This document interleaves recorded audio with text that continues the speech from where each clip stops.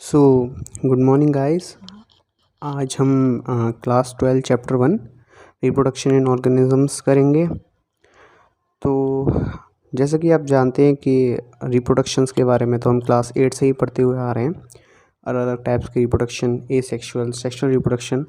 तो ये चैप्टर भी बिल्कुल बेसिक है और बहुत ही ईजी है और हमको एक छोटा सा आइडिया दिया गया है, एक कंप्लीट कह सकते हैं इन्फॉर्मेशन दी गई है अबाउट रिप्रोडक्शंस। सो स्टार्ट करते हैं। तो जो हमारा फर्स्ट चैप्टर है, आज उसका हम फर्स्ट ही टॉपिक करेंगे एसेक्सुअल एंड सेक्सुअल रिप्रोडक्शंस, जो कि टाइप्स ऑफ रिप्रोडक्शंस हैं। तो सबसे पहले हमें एनसीईआरटी में एक टर्म दिया हुआ है, द लाइफ स्पैन। सो हम सब जानते हैं कि हमने लाइफ स्पैन काफ़ी अपने आसपास सुना भी है कि लाइफ स्पैन क्या होता है। तो लाइफ स्पैन बस सिंपल एक ऐसा टर्म है कि जो ऑर्गेनिजम्स, एवरी ऑर्गेनिजम्स कुछ सर्टेन टाइम तक ही ज़िंदा रह पाते हैं, जैसे कि 5 साल, 2 साल, कई कई का 1 दिन भी होता है। तो बस वही टाइम, जिस टाइम तक वो ऑर्गेनिज्म ज़िंदा रह पा रहा है, वो उसका लाइफ स्पैन होता है। यानी कि a period from birth to the natural death is called the life span of an organisms. जैसे ह्यूमंस की 100 ईयर्स लाइफ स्पैन होता है, तो इस तरीके से ही बस लाइफ स्पैन को डिफ़ाइन किया जाता है। और एक और इम्पॉर्टेंट बात इसमें ये है कि जो हमारा लाइफ स्पैन होता है वो ऑर्गेनिजम्स के साइज़ पर डिपेंड नहीं होता है। जनरली हम लोग सोचते हैं कि जो बड़े ऑर्गेनिजम्स हैं वो काफ़ी साल तक जिएंगे, जो छोटे ऑर्गेनिजम्स हैं वो थोड़ा कम टाइम तक जिएंगे, बट ऐसा कुछ नहीं होता है। बहुत से ऐसे ऑर्गेनिजम्स भी हैं जो होते तो बहुत छोटे हैं, लेकिन उनका लाइफ स्पैन बहुत ही बड़ा रहता है। तो बस हम लोगों को इतनी बात याद रखनी थी कि लाइफ स्पैन क्या होता है, और लाइफ स्पैन हमारा साइज़ पर डिपेंडेंट नहीं होता है। हमारी एनसीईआरटी में कुछ दिए हुए हैं लाइफ स्पैन्स, हमको उन्हें ज़रूर याद करना चाहिए। कुछ ब्लैंक स्पेस भी हैं, बिकॉज लाइफ स्पैन जनरली आजकल के एटमॉस्फेयर से चेंज होते रहते हैं।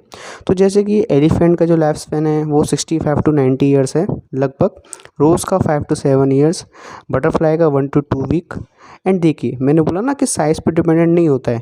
क्रो और पैरेट का साइज़ जनरली दोनों का साइज़ ही बराबर ही होता है, लेकिन क्रो का जो लाइफ स्पैन है वो ओनली 15 ईयर्स है, बट पैरेट का 140 years. It's a very vast difference. So हम कह सकते हैं, तो हम इंट्रोड्यूस करते हैं रिप्रोडक्शंस। तो हम जानते हैं, हमने काफ़ी पहले से पढ़ा हुआ है कि व्हाट इज़ रिप्रोडक्शन।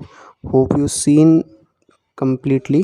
सो हम जानते हैं कि व्हाट इज़ रिप्रोडक्शन, आप लोगों ने पढ़ा हुआ है पहले कि रिप्रोडक्शन एक बायोलॉजिकल प्रोसेस है, और वो किसके लिए होता है, ताकि हमारी जो स्पीशीज़ हैं वो जनरेशन हमारी आगे बढ़ती रहे, और एक ये बायोलॉजिकल प्रोसेस होता है।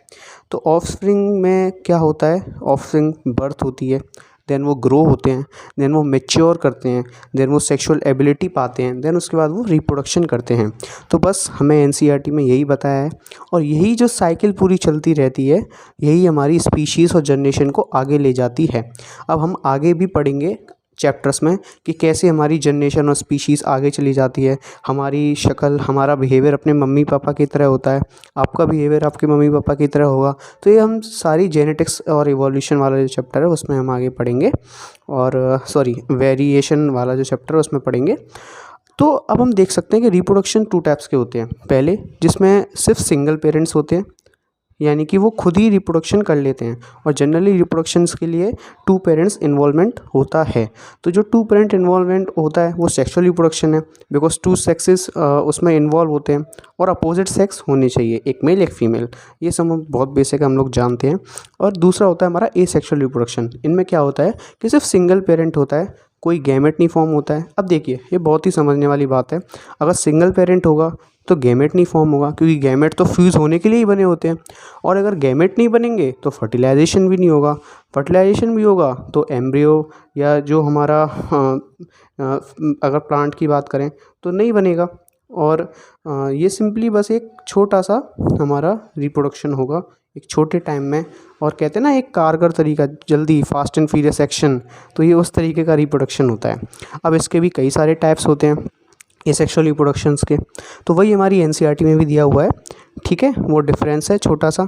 मैं आप लोगों को पीडीएफ नोट्स भी प्रोवाइड करवाऊँगा, बस आप लोग सपोर्ट करते रहिए। नेक्स्ट हम बात करते हैं एनिमल रिप्रोडक्शंस एसेक्सुअल रिप्रोडक्शंस के बारे में। तो एसेक्सुअल रिप्रोडक्शंस हमने पहले भी पढ़ा हुआ है कि इसमें सिर्फ सिंगल पेरेंट्स इन्वॉल्वमेंट होता है। ये सिंगल पेरेंट्स के द्वारा किया हुआ एक रिप्रोडक्शन है और इसमें कोई गैमेट फॉर्म नहीं होता है। और एक और कमाल की बात, जैसे कि आप लोगों ने देखा होगा कि जो हम लोग पैदा होते हैं तो हम अपने मम्मी पापा से थोड़ा बहुत डिफरेंस होते हैं, है ना। बिल्कुल भी एकदम एग्जैक्ट कॉपी नहीं होते, ट्विंस नहीं होते हैं। लेकिन जो एसेक्सुअल रिप्रोडक्शन में होता है ना, वो जनरली क्या होता है कि जो ऑर्गेनिजम्स फॉर्म होता है न्यू, वो बिल्कुल उनके जैसा ही नहीं, बिल्कुल एग्जैक्ट कॉपी होता है, ज़ेरॉक्स कॉपी होता है एकदम। तो उस वर्ड के लिए एनसीईआरटी ने एक स्पेसिफिक वर्ड दिया हुआ है, क्लोन। तो क्लोन हम कैसे डिफाइन कर सकते हैं? A morphological and genetically similar individual. तो मॉर्फोलॉजिकल को आप जानते हैं, फिजिकल ऊपर से दिखने में मॉर्फोलॉजी, एंड जेनेटिकल यानी अंदर से भी सेम जेनेटिक्स उसके हैं और बाहर से भी दिखने में बिल्कुल अपने मम्मी पापा जैसा है, तो वो हमारा होता है क्लोन। अब इसके कई सारे टाइप्स होते हैं रिप्रोडक्शंस के, वो हम नेक्स्ट वीडियोज़ में पढ़ेंगे और आपके कॉन्सेप्ट एकदम क्रिस्टल क्लियर करने वाला हूँ मैं। आपको कोई भी दिक्कत आती है यू कैन कमेंट इट, और आप बस ऐसे ही पढ़ते रहिए। Wish you all the best. Thank you.